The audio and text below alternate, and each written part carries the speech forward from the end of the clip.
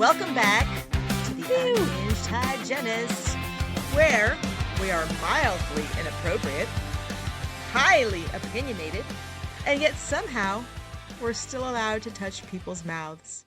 And we're still employed. Thank goodness. Phew, we got to pay for all this podcasting equipment. Gosh. So I think maybe some questionable licensing decisions might have been made in the past, but we're here to reveal the truth. And today, this is all about you, Lauren. Me! Which means, if you know Lauren, I'm going to be fighting for some airtime today. What? And I hope you know you're not going to win. Probably not. But I'm gonna try. I'm gonna try to get some. Do your best. Get on in there, girl. Mm-hmm. Ask your questions. Let's see what we can do. I don't know. Let's make it. All right, Lauren. Okay, I'm ready. Hit me with the hard stuff. Start us at the beginning. How did you become this? All of this? Well, all of this. Okay, first of all, rude. And second of all, I originally wanted to be a therapist. I believe, well, I think you're like my therapist. Because we all know Tessia has no filter, so sometimes I have to go through Lauren to be my, calm, steady mind of what it is that I need to do. But yeah, we balance each other out well. I didn't know that, though. I didn't know that about you, so this is interesting. Yep. See, I think that nobody believes me because I think it's a pretty hilarious thing because the people who do know me best, and especially in the dental world, know that I like to talk way more than I like to listen. Like, aggressively more? Aggressively. Wow. Okay. So now I work in the mouths where people physically can't talk back, and it's perfect. I love my captive audience. Yeah. But you've always been like helping focused people. I have. Focused. Yeah. Wait, you're people focused is what I'm saying. People helping people helping people, Lauren helping others. I kind of followed you. See, this is where I've been in your mind long enough to know what you knew, what you were trying to say. And this is why this is unhinged and unfiltered. Correct. Unhinged, unfiltered, uncensored, comes out. Unedited. Yep. Yeah, whatever. Yeah, I would say helping people is probably the most consistent thing in my life. I've always loved helping people, but not fixing them. I didn't want to be a doctor or a nurse or a therapist, apparently. I really wanted to help people help themselves. So, you just guide them very loudly in your Lauren voice. Exactly. I am a bridge. A very talkative bridge, but a bridge nonetheless. That's true. So then what happened with therapy? Because that was the plan, right? Yes, that was the plan until I realized two things about that plan. One, people can be pretty awful on purpose, and I didn't want to know that stuff. That's accurate. Yeah. Ugh, people are yucky sometimes. And two, psychology actually helped me so much in dentistry. Really? How is that? Well, it actually explains why patients hate us as much as they do. Say more, because I tell my patients, I'm like, this is a very sad profession, because it's like no one ever comes and is like, I am so happy to be. Well, there's a few crazy ones, but most of the time it's like, oh, we don't want to see you. Yeah, you're like, thanks. Again. Yeah. But I wonder if that's what people walk into their IRS accountant or an audit or something like, no offense, but I hate you. I'm like, first of all, anyone who's listening to this, could you please stop saying that to us? It's really not nice. We don't walk into your job and say that to you because we already assume you don't want to be there, but whatever. Anyway, I guess that leads me to kind of my next point of it's not personal. It's not personal. They don't hate us. They hate what we represent. And I think it's evolutionary. So your limbic system does not know the difference between a saber-toothed tiger and us in our loops, in our scary mask, lurking over you with sharp instruments. And, you're kind of laying flat on your back with your mouth open, your neck exposed like a gazelle. No. So technically, we're the threat. Yeah, we are the saber-toothed tiger. Your brain doesn't know the difference. Mm-hmm. Well, I guess that's unsettling, It explains a lot though, right? When you think about it that way, you're like, oh, okay. I wouldn't like us either. It's true. And I'm not the best patient myself. What? Sit there and be quiet. Yeah, I know. But now there's a pivot. There's a lot of pivots in Lauren's story. Yeah, You yeah, she does became a that. flight attendant. I did, and I can get you off that airplane in 90 seconds or less. So yeah, I worked for United Airlines in the year 2000 to 2001. Lived my best life. Being a 21-year-old in a constant flight pattern was really exciting. So Yeah, best like life. that would sounds like fun because you're kind of all over the place, Yeah, traveling, meeting new people, yeah, it really keeping that helped. finger game strong. If you could see me right now, getting ready, getting ready. See, who knew that that would lead me into a strong finger fulcrum in dentistry? But all jokes aside, 9/11 kind of happened, that whole thing. So when it happened, I was actually in the air, and United Airlines was one of the airlines that was affected. So I was in the air on my way to New Zealand when all of it unfolded. That's that's insane. That it was an insane time for sure. For Yeah. didn't Were matter you what were you country in you New were in. York at that point? I literally had just come back from Greece. I was in Greece for 2 months, and I came back September 7th. I was actually trying to Oh, come back on wow. the 11th, and my parents were like, "Oh, the flight's already booked. Just keep it on the 7th." Wow. Thank God, because who knows, if I was flying that day too, coming back. Jeez, golly. See, so Hmm. we all kind of have a day. That's like our generation's Yeah. JFK or yeah, any of those episodes. But Hmm. um, wow, okay. So yeah, that's kind of felt different for both of us then.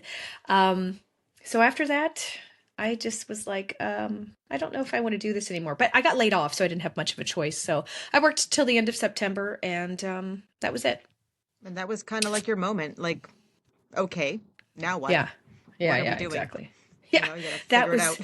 that was definitely the universe being like, okay, this right here is not your path. That's not where you're meant to stay. Mm. So then, what brought you from flight attendant, getting laid off, to now teeth? Believe it or not, it was the Myers-Briggs test. Hmm. I'm learning a lot about you, Lauren. Good. Get ready. Coffee. Oh, look at you and your Tim Hortons. You're so Midwest Canada. That's adorable. Oh, here, you All slug right. on your coffee. I'm going to talk to you about my Myers-Briggs test. Okay, How about yes, that? please do. Oh, yes. And I didn't, okay, this wasn't just the regular one. This was a book. Remember they made books and paper, and it was the Do What You Are test. And so you took your Myers-Briggs, which I am an ENFJ, and it gave you this wonderful list of occupations that were actually perfect for your personality. And dental hygienist just happened to be on there. So, I just kind of had to do I, that. you know that I'm the same. You're an ENFJ too? How have we not known this? Of course we are. I I mean, did tell you read you. us in our first episode? But I did a thing where it was on the computer, not on a written test. Uh, no. No, I don't think that's appropriate at all. You have Yeah. to like commit. Paper test, number two pencil, full commitment. This is 2001, sister. Sheesh. Whatever. Oh, but anyway, it said dental hygienist, and yours must have too because you did the same test. So, you know, And you love hands-on stuff, I so do. I do. Yeah. I grew up actually working on cars with my dad. And fun fact, I took auto mechanics in high school instead of home ec. That's how much I liked that. So I'm learning so much about you that guys, I didn't know all of this. I didn't know that Lauren could have changed my oil when I was living in Vegas. Did not it's, know. I She ne wouldn't, but I she could. never offered. No, exactly. I'm very, very handy. I hung all the blinds in our house, you She know? is. She's very handy. Yeah, But I I will like give you fixing that. things. Yeah. Yeah, Yeah. I like being handy. I like the sort of before and after that we get in dentistry, which obviously would have not been the same with psychology.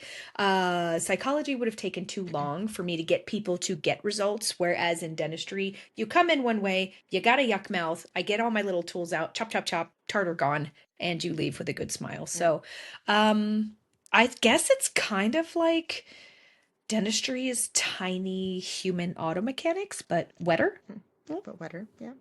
yeah, And you get like enjoy that. Think results about right that on away. Monday. It's not like, Absolutely. yeah. Very instant gratification. Hmm. I kind of understand that whole Dr. Pimple Popper thing, but ugh, gross. Oh, Yeah. oh God, I love that. Ew. No, thank you.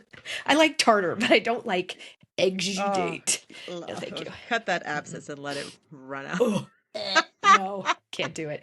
Girl, I remember the very first time I ever saw an abscess in real life. I had to step away and go stand in front of the window air conditioner of Chicago.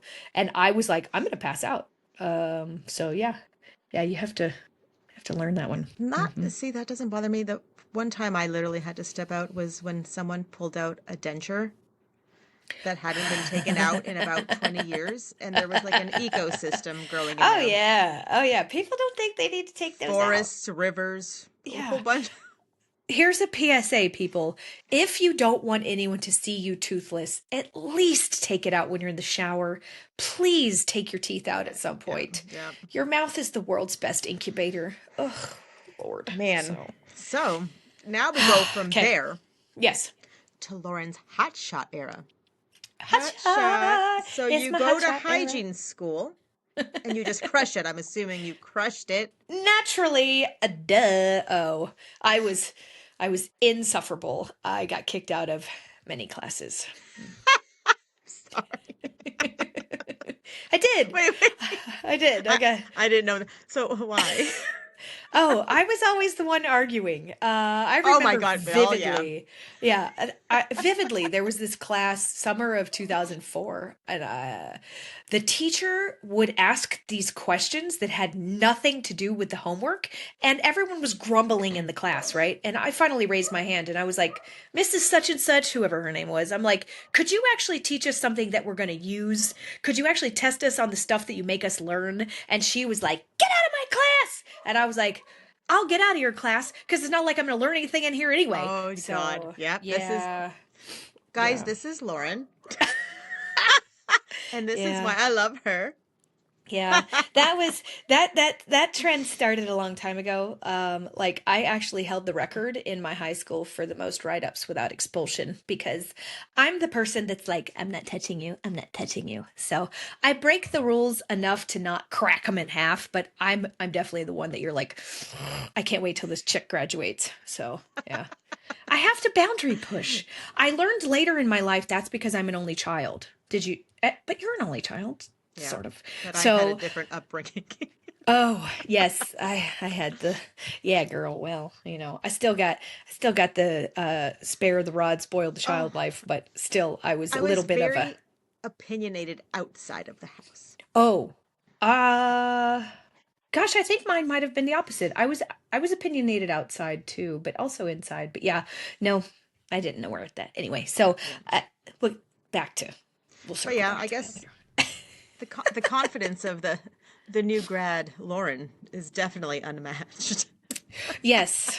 Yeah, I definitely graduated and thought I knew everything. And I was unmatched in my confidence. And as I learned later, that confidence was completely unwarranted. It didn't matter. Mhm. So. And then it really hits, right? Yeah, yeah, immediately, my very first job, travel back in time with me. We are in Chicago, and this is the summer of 2006. I'm working for a wonderful doctor, second generation dentist named Edward Matsumoto. And shout out Dr. Matsumoto. He met me and immediately looks at me and goes, you have an airway issue and a clenching problem. Hmm. And you were like, Lauren, but Lauren for sure was like, no, Yeah. absolutely not. Yeah. I was like, sir, I know everything. I'm a new grad. I just graduated. So respectfully, no, you're wrong. Mm. Yeah. Oh, yeah. Really wrong. Yeah. So I deeply wrong. I Deeply. can Seriously. I can see little Lauren coming out of school just with a vengeance. Oh, it was great. Yeah, I think I was the one that was wrong. So I realized 20 years later that Dr. Matsumoto was definitely my original guru, and shout out to him for planting what would be a very, very, very slow growing oak tree seed. So thanks, Dr. Matsumoto. And after that, did you work in a lot of offices, or tell us more about that? Yes. Well, man, it was really hard to find a full-time job. And this is also another fun fact about me. I worked at the Home Depot for 10 years. And even after I graduated Home Depot, I stayed because I needed health insurance and I could not find a full-time job anywhere in Chicago. So it was all these part-time little gigs here and there. So I would work 13 days in a row. I would work at my three different offices, and then I would work one Saturday, where you'll love this one. I worked in the floor and wall department, so my name was Florin Lauren. This is so great. I'm learning so much. Yep, Florin Lauren. I was the expert. Yeah, because I can actually. So not only can I fix your car, change your oil, hang your blinds, I can also install your wood floors and your carpeting. But It's good to know. that's why I clean teeth so well. And I would rather wear those with gloves and be in a nice, clean environment. So, but I worked in a lot of places, and I kind of have this love-hate relationship with temping, Oh, that's a whole other, that's Yeah. an episode in itself. Wait for Correct. it, guys. I think we should make it a whole episode out of temping. Oh, for sure. Okay. I think Yeah. we're going to put that on the list. Okay. Because I was yeah. complaining to Lauren 2 days ago. Yeah. Oh my girl. So, I think you and I both love it for the reason that we get to see all these new techniques, personalities, setups, instruments, all this stuff. I think it ultimately makes us better, but Yeah. I agree. And, Yeah. and then there's the hate. Oh, the hate side. Yes, we talked about the love. Let's see the hate. The hate is when you're sitting there thinking, this poor patient, they have no idea that they have not received good care. Yeah. But a lot of it is in temping, and I've seen that in private practices I've worked at too. So, I'm sure we all have. But, I think every hygienist right now is like, yeah. but when you're temping, it's like, what can you do really? You're there for like a day. They don't even know you. Half the time, the doctors don't even talk to you. So, Yeah. We We just do the sit best there. we can. Yeah. Yeah. I mean, we go, we do our job. Honestly, I try to explain it. It's very easy to temp if you can disassociate yourself. The whole problem is that you and I are not normal chat and polish hygienists. So we go in and we see these issues that have clearly never been addressed for these patients. And it is our responsibility, and it should be the responsibility of the office we are walking into, to put these people together as a whole unit, to notice that they're clenching, they're grinding, their TMJ, their airway, their myofunctional disorders. Heck, when's the last time someone looked at these health histories? How many times have you walked into an office and they haven't had a perio chart in ever? Yeah. Ever. Like, it's And crazy. it's But not even all the advanced, like myofunction, all the airway. even Let's the get back to basic the stuff. basics. Yeah. This patient has pockets and bleeding. How many watches do we What? have to listen to a doctor say? Yeah. Oh, it's normal. Yeah. Oh, that's Susie's normal 6 millimeters with pus. Oh, just watch it. Yeah. Whatever. So, ultimately, all I want to do is just sit there and whisper in their ear quietly, like, run, find a new office. Run, I say. I may have said it. Well, I try not to say it out loud, but I think you and I might accidentally sometimes say It may have slipped once or twice. I'm just saying. At least, I don't know. I maybe I was just mumbling. But we're usually pretty good at it. and what happens like when you're temping and you do start talking about airway in any of those offices? Gosh, I don't know what's worse, the patient or the actual like provider that I try to go to, and I explain to them what I've seen in the actual like elevated hygiene language that I've come to work in as a normal hygienist, and they look at me like I have three heads and I'm speaking some foreign language. Like, it's crazy. It's true. It's literally a system frustration. Yeah. It's like a whole. And I'm sure Yeah. we're not alone. I'm sure there's a lot of others out there that feel the same I hope way. we're not alone. I hope we're not alone. And to be frustrating, frustrated with the system, with the educational system. I try not to blame the providers, right? Because we're all doing what we're taught. So there's something fundamentally wrong with our education and it just stops. And we're all required to have continuing education, but nothing that pushes us outside of the box we were taught in, which is, of course, why we're the Unhinged Hygienists, because we just chose not to stay in that thing. Right. But for me, it's extremely frustrating because we treat people like separate parts, right? I mean, like a mouth is over here and a heart is over here and a kidney's over here and like nothing actually has anything to do with the other, but that doesn't make any sense. So it's like you're one human, people, and I mean everything is connected. So why can't we It is. treat people like that? And But I feel like the only good thing that came out of COVID, I feel like people started realizing their health, yeah. their immune system, everything is connected and we need to Hmm. try to be healthy. People are, I feel like, are trying to do more self research. Yeah, You know, I they're not agree. listening just to Western medicine. Like, let's see Yeah. what else we can do. So that's the one, I think, good thing that has come out because I feel like dentistry since COVID has been super busy. Like, It's we've true. been Now, do you also hygiene in find general. Do you find on the flip side, this was my hope for COVID when everyone was inside of a mask, that they would smell themselves and they would go, oh, that does stink. Yeah. And somehow it didn't turn into better home care or more awareness of their oral health and what's going on inside of there.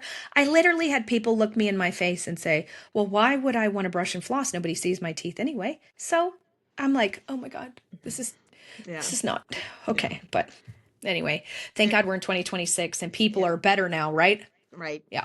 Mm. She's winking if you can't see her.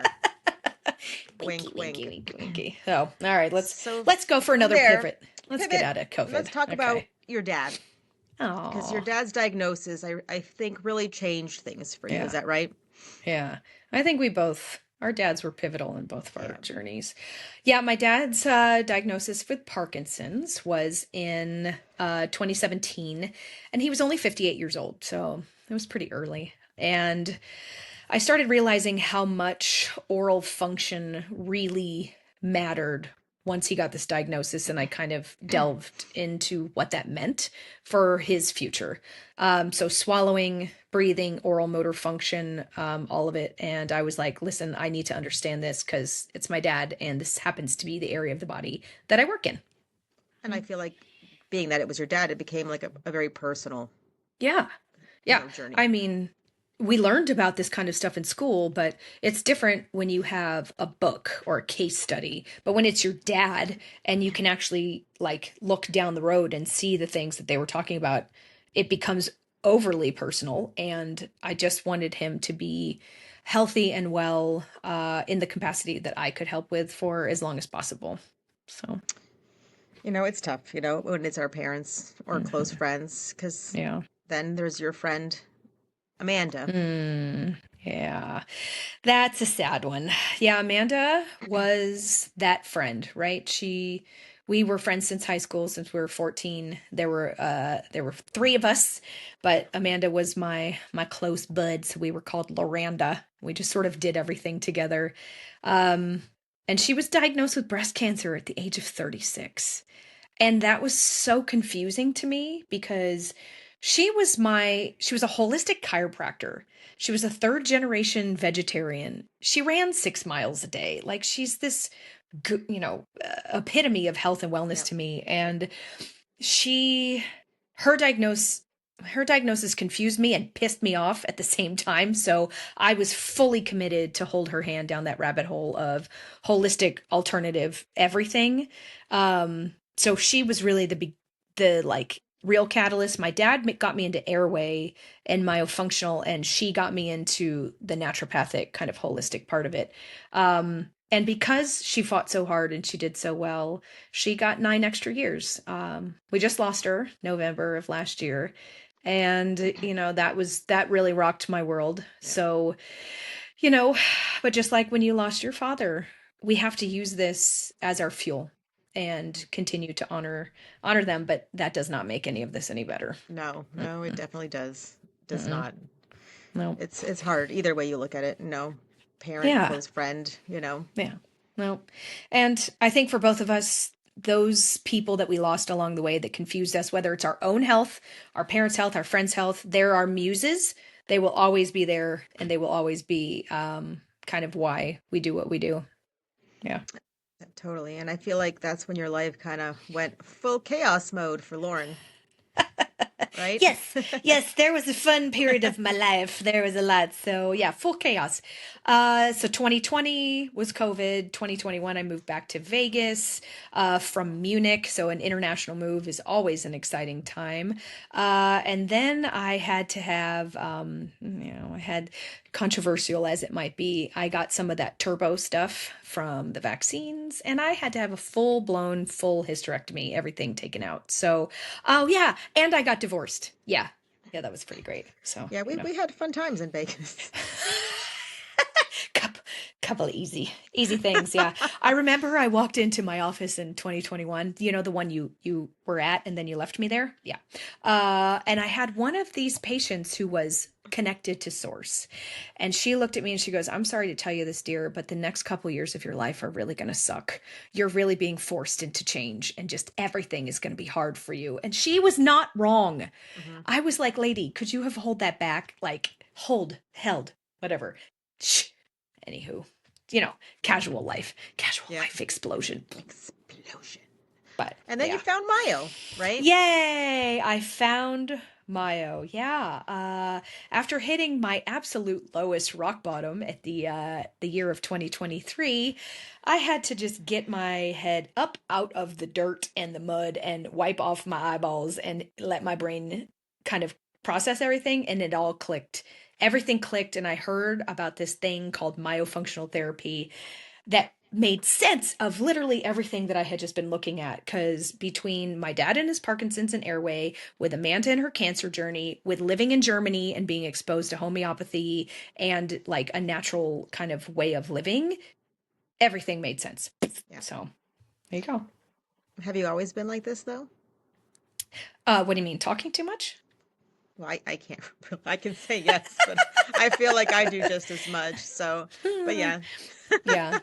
Well, my parents said I talk too much, and my teachers said I talk too much, and like we said earlier, I kind of got kicked out of class kind of constantly. Yeah, that's I think that's a skill. Yeah. I That's I'm the I'm same very way. good. I'm good at pushing the buttons and walking that little line of annoying but not Could you like, imagine if we were in breaking it. class together? We would have been so great. I remember eighth grade, I think I had 52 detentions at one point. Wow. And I was like, at this point, Oh, that's let's it. aim high. How many So can I get? I appreciate that about you. You are not half-assing anything. Oh, No. In my high school, we didn't have detentions. We had something called free labor. So, because fun fact, I got sent to boarding school in high school. So I was at a co-ed boarding school. Boys were on one side of the campus, girls were on the other side, and then we would all be in the same classrooms. And if you got in trouble, you would wind up doing like dishes in the cafeteria or pulling weeds, or like you didn't sit in detention. That would have been glamorous. No, we were working, and it was Florida.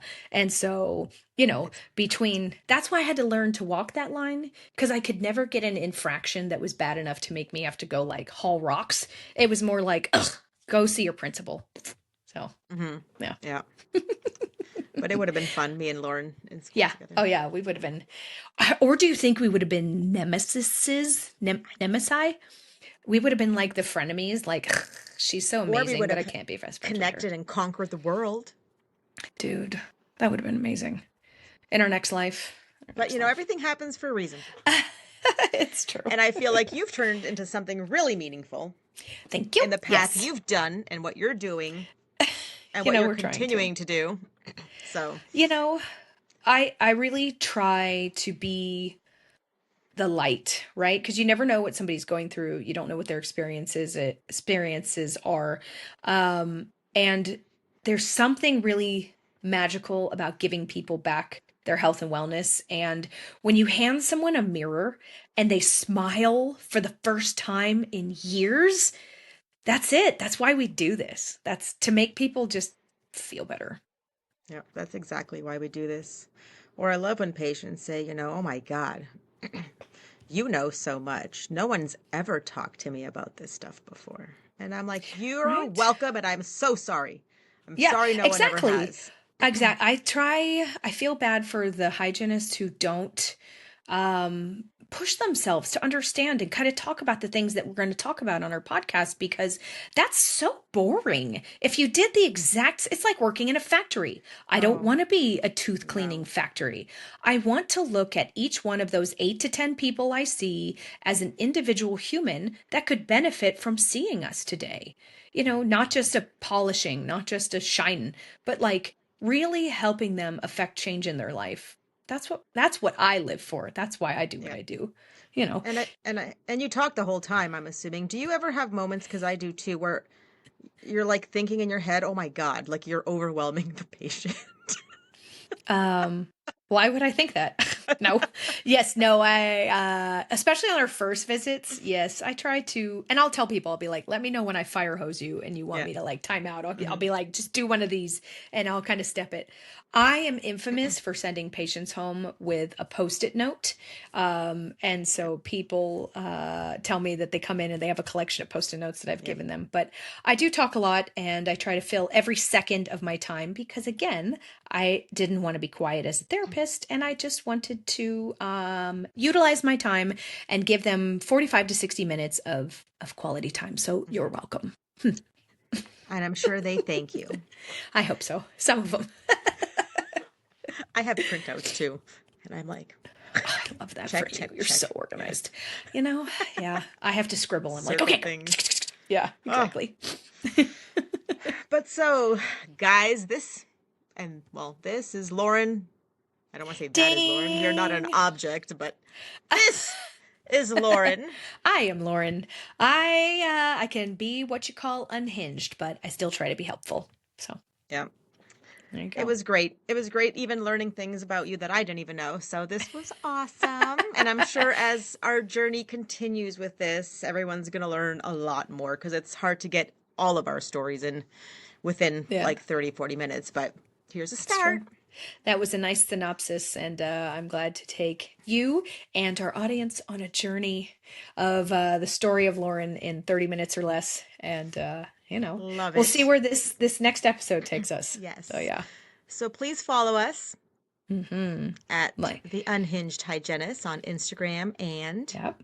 And the Facebook. Facebook, so you can find us. And Yep. Lauren here has her website, themyocoach.com. Yeah.